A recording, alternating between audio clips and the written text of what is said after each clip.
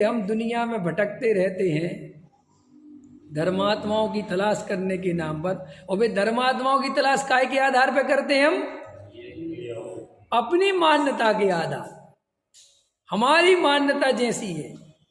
और अधिकतर लोगों की मान्यता चूंकि वही वाली है कि कुछ करोगे तो मिलेगा, तो वो क्रियाकांड वाली मान्यता बनी रहती है, व्यवहाराभासी वाली, कि भाई उसके दिमाग में सीधा सा सेटलमेंट है कि बिना पढ़ाई करे पास नहीं होते, बिना कष्ट सहे दुकान नहीं चलती, भैया रोटी की भी छोड़नी पड़ती है पैसा कमाए। तो सीधा सा बात है कि मोक्ष पाने के लिए भी रोटी छोड़नी पड़ेगी, गलत है। लेकिन वो भूल गया, तू जिसे पुरुषार्थ लौकिक पुरुषार्थ समझता है, मोक्ष मार्ग का वो पुरुषार्थ नहीं है। मोक्ष का पुरुषार्थ वो नहीं है कि रोटी छोड़ो, मुनि बन जाओ, कपड़े उतार दो, धूप में तपो, ये पुरुषार्थ है ही नहीं। फिर मुनिराज क्यों करते हैं? अरे मुनिराज कुछ नहीं करते, तुम्हें मुनिराज कष्टों में देखते हैं क्योंकि तुम्हारी मान्यता कष्टों की है। अरे मुनिराज तो वो हैं, जैसे समझ लो सीधी, अब तुम्हें समझ में आ जाए, उदाहरण दूसरा दे रहा हूं।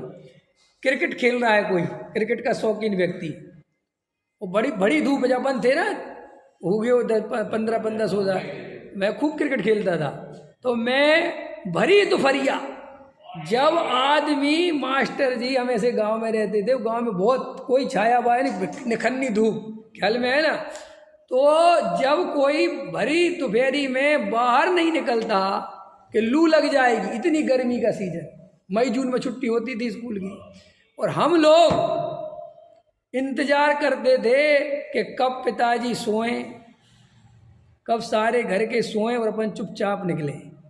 समझ में आया कि नहीं आया? और सब अपने 4-5-6 दोस्त थे जो भी थे, कि सबके माँ बाप सो गए, क्योंकि वो जाने नहीं थे लू लग जाएगी, फलाना हो जाएगा, ढिकाना हो जाएगा, इतनी धूप में बाद में चले जाना। और हम लोगों को तो नींद भी आती नहीं थी, काहे की नींद? समझ में आया कि नहीं आया? उस अंदर ही चलता रहता था कि बस भागना है। तो दोपहरी में 1:30 बजे 1 बजे हम भागते थे। और क्रिकेट कहाँ खेलते थे वो भी सुनो।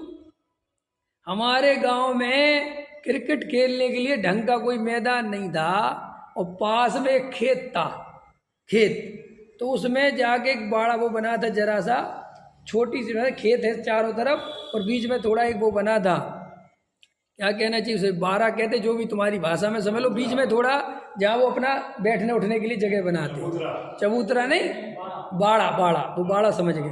तो उसमें थोड़ा कांटे वांटे नहीं होते थे, ख्याल में है ना।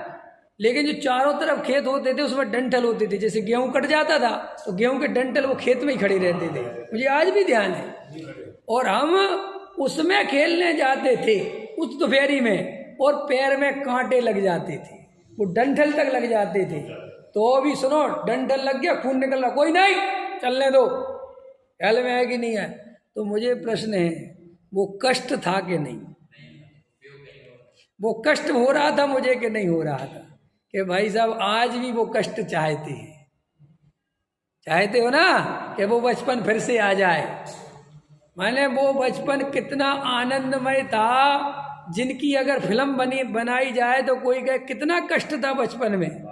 बाप से 2 रुपए लेने हो तो गिड़गिड़ाते रहो, कहे बचपन यही तो था, पापा 1 रुपया दे दो दे दो दे दो, सुबह मांग रहे, पता चला 3 दिन बाद मिल रहा।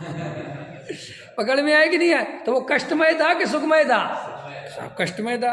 काहे का कष्टमय था? कोई भार नहीं था, निर्भरता थी, कोई टेंशन नहीं, कोई मतलब नहीं। तो इसका मतलब ये बात तुम भी समझ गए कि जहाँ भार नहीं होता वहीं आनंद होता है।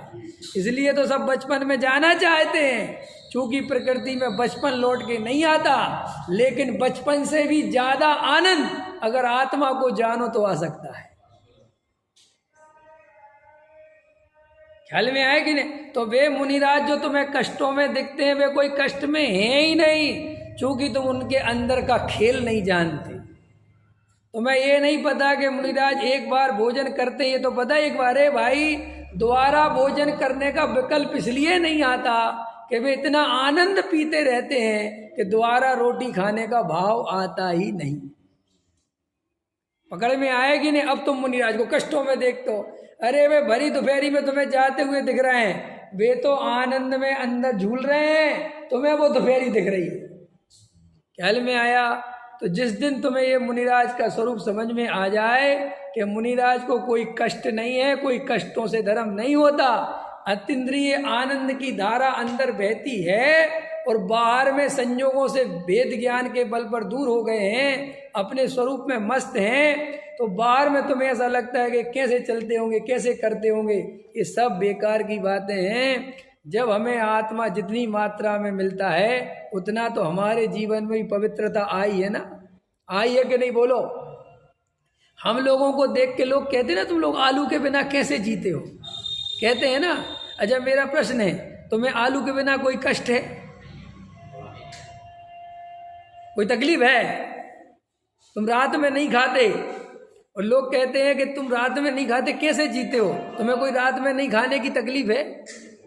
उदाहरण बता रहा हूं मैं तुम्हें समझ में आया, क्योंकि अभी तुम्हारी भूमिका इतनी है तो उस भूमिका के हिसाब से बता रहा हूं। हम होटलों पे नहीं खाते, तो हमें कोई कष्ट है कि हम होटलों पे नहीं खाते? वो लोग कहते हैं आप होटलों पे नहीं खाते। हम नॉन वेज नहीं खाते, हम किसी जीव की हिंसा नहीं करते, हम शराब नहीं पीते, तो एक शराब पीने वाला क्या कहता है, कैसे जीते हो? अपन को कई लोग तो कहते तुम तो भगवान ही हो, कहते ना कई लोग तो कहते आप तो भगवान ही जैसे हो। भगत हो, कहाँ से आ गए कलयुग में? खैर कई लोग कहते कलयुग में कहाँ से आ गए, माने उनको इतनी सी बातें ही अपन को सतयुग दिख रहा, उनको पकड़ में आ रहा कि नहीं आ रहा?